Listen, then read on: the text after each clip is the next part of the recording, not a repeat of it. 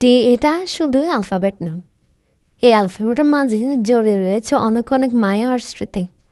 আসসালামু আলাইকুম। চলুন আপনাদের সাথে একটি আমার কাজের অভিজ্ঞতা শেয়ার করি। আমার কিট কিট কাস্টমারদের কারণে আমার কাজের আগ্রহ আরও বেশি বেড়ে যায়। কেন বলছি জানেন? এই যে দেখতে পাচ্ছেন একটা রোজ, যেটা প্রায় নষ্ট হয়ে গিয়েছে। ফুলটা নষ্ট হয়ে গেছে, এটা কোনো ব্যাপার নয়, কারণ এই নষ্ট ফুলটাকেও আমি জীবন্ত করে তুলতে পারবো আমার ক্রিয়েটিভিটি দিয়ে। তাই আমি এই ফ্লাওয়ারগুলা খুব সুন্দরভাবে যত্ন সহকারে কেটে নিয়েছি এবং কাটার পর আমি এখানে কিছু প্রসেস ফলো করেছি যাতে কাজটাকে স্পেসভাবে করা যায়, আর এর আউটলুক কিন্তু অনেক সুন্দর আছে। তো এই যে দেখতে পাচ্ছেন আমি ফ্লাওয়ারগুলো আস্তে আস্তে করে বসিয়ে দিলাম।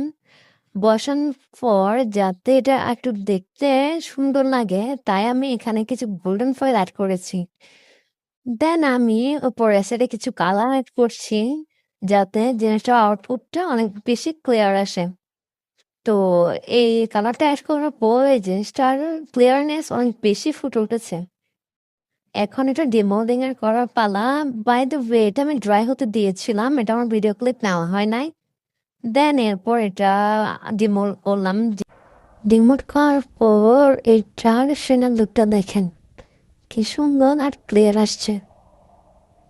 আপনাদের যাদের মনে প্রশ্ন থাকে পচা ফুল দিয়ে জিনিস বানানো পসিবল কিনা, তাদের জন্য আসলে এই ভিডিওটা।